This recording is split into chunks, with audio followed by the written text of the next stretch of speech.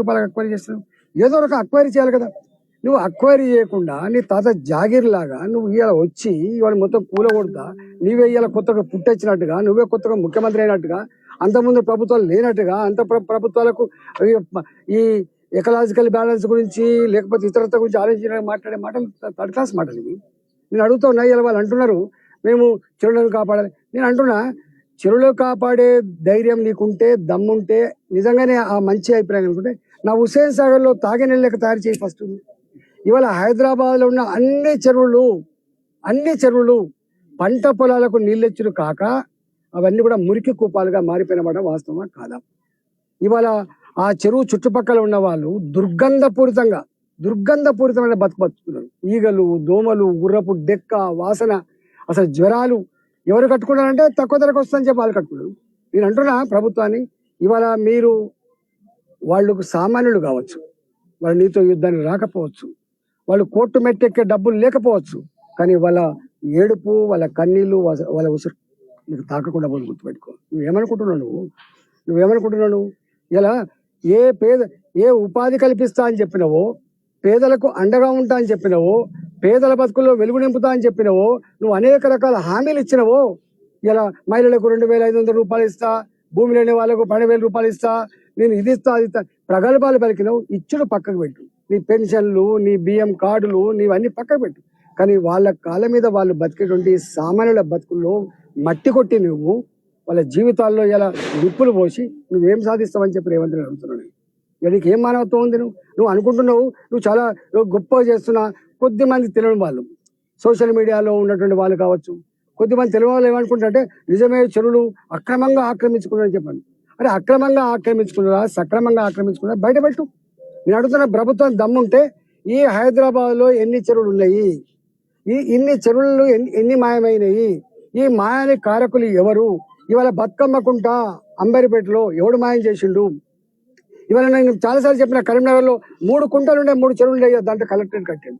ఇవాళ అనేక చెరువులు, అనేక కుంటలు. ఇవాళ ఇక్కడ కృష్ణకాంత్ పార్క్ ఉంటుంది, ఈసబుడిలో ఉంటుంది, అనేక చెరువులు. మాసప్ ట్యాంక్, దాని పేరే మాసప్ ట్యాంక్, ఇలా క్రికెట్ గ్రౌండ్ అయిపోయింది.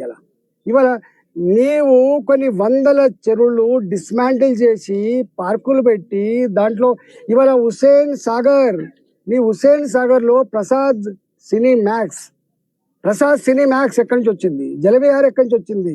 అక్కడ ఉన్నటువంటి హాస్పిటల్ ఎక్కడి నుంచి వచ్చినాయి? అక్కడ ఉన్నటువంటి పారడైజ్ బిర్యానీ సెంటర్లు ఎక్కడి నుంచి వచ్చినాయి? అనేక మాల్లు ఉన్నాయి. అవన్నీ కూడా FTAలో ఉన్నాయి.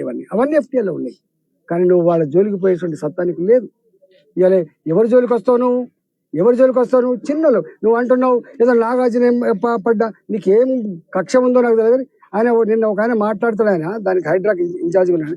శ్రీనివాస్ రెడ్డి షెడ్డును కూలగొట్టిన ఆయన నాయకుడు. నేను అంటున్నా, నాయకుడు నువ్వు ఎట్లా కూలగొట్టినవరే పోటీ తెలుస్తుంది. అసలు ఎంత దారుణం అంటే, షెడ్లు కూలగొట్టి పోలే వీళ్ళు, షెడ్లు కూలగొట్టి అలా ఉన్న సామాను కూడా డోజర్లు ఎక్కించి అంటే ధ్వంసం చేస్తున్నంటే ఎంత కక్షపూరితంగా ఉన్నారు వీళ్ళు, ఎంత ద్వేషపూరితంగా ఉన్నారు వీళ్ళు. అంటే వాళ్ళ బతుకుల పట్ల ఎంత హీనంగా వ్యవహరిస్తున్నారో దాన్ని బట్టి మనకు అర్థం కావాలి. తప్పకుండా ఇవన్నీ అంటున్నా, ప్రభుత్వం ఏ పేదల ఆస్తులైతే ధ్వంసం చేసిందో వాళ్ళ అసెట్ చేసి, నువ్వు నష్టపరిహారం కనుక ఇవ్వకపోతే నువ్వు అనుకుంటున్నావు ఇది ఇక్కడితో ఆగిపోతుంది అనుకుంటున్నావు. వాళ్ళ ఉసురు, వాళ్ళ దుఃఖం, వాళ్ళ కన్నీళ్లు ఊరికే పోవు. వాళ్ళకు అండగా కోటాను మంది ప్రజలు ఉన్నారు. ఇలా హైదరాబాద్లో చెరువుల పక్క పొంటి కానీ ఆనాడు మనిషి తిరిగినటువంటి అడవులలో చెట్లు వేసుకొని గుడిసెలు వేసుకొని జీవించడం కూడా పేదవాళ్ళే. ఇలా వాళ్ళ సంఖ్య వాళ్ళు ఏదో 5 లక్షలు 10 లక్షలు కాదు. హైదరాబాద్లో ఉన్నటువంటి వీళ్ళ కంటే కూడా అత్యధిక పాపులేషన్ కలిగినటువంటి పేదలు కంటి మీద కొనుక్కులేదు. ఇప్పుడే అంటుండే ఆయన సార్ ఇది కూలగొట్టి నిజమే కానీ పక్కకున్న వాళ్ళంతా కూడా ఇలా వాళ్ళు భయపడుతున్నారు సార్, నిద్రపోతలేదు సార్ అని చెప్తున్నారు. అరే నీకు కోర్టుల మీద ఎందుకు నీకు ఇంత అపనమ్మకం? ఇలా సాటర్డే అయితేనే, సండే అయితేనే కోర్టులు మెట్లు ఎక్కలేరు అంటే కోర్టులు గంత అనాలోచితంగా ఉంటాయా? కోర్టులకు ఆలోచన లేదా? కోర్టుకు మానవత్వం ఉంటుంది. ఇవాళ హైకోర్టు ఇట్లాంటి పేదవాళ్ళు రేపు ఎప్పుడన్నా నష్టం జరుగుతుందని చెప్పి ముందస్తు గమనించి ఎక్కే మెట్లు కోర్టు మెట్లే. ఆ కోర్టు కూడా సాటర్డే ఉండదు కాబట్టి, సండే ఉండదు కాబట్టి, అంటే మీకు జడ్జిల మీద నమ్మకం లేదు, చట్టాల మీద నమ్మకం లేదు, మీకు కోర్టుల మీద నమ్మకం లేదు, మీకు దేని మీద నమ్మకం ఉంటుంది? అంటే సాటర్డే సండే వచ్చిందంటేనే నువ్వు డోజర్లు బయటకు వస్తున్నాయి, నువ్వు కూలగొడుతున్నావు. అర్థం ఏంటంటే వీళ్ళు ఎక్కడ పోతారో కోర్టుకు, ఎక్కడ స్టే తెచ్చుకుంటారో వీళ్ళు కోర్టు అంటే కోర్టులు స్టే వట్టిగా ఇస్తాయా? ఆలోచించిస్తాయి వాళ్ళు. ఇలా వాళ్ళు మాట్లాడుతున్నారు చెరువులు కాపాడవలసిందే. చెరువులు కాపాడవలసిందే. రా, నీ భూమి ప్రభుత్వ పరమైన భూమి ఎంత ఉంది, ప్రైవేటు పరమైన భూమి ఎంత ఉంది, కాపాడుద్దా? ఇవాళ ఈ నల్ల చెరువులో పేదల గుడిసెలు పీకి వాళ్ళ జీవితాల్లో మట్టి కొట్టినటువంటి దుర్మార్గ ప్రభుత్వం ఎక్కడ కూడా తప్పించుకోజాలదు.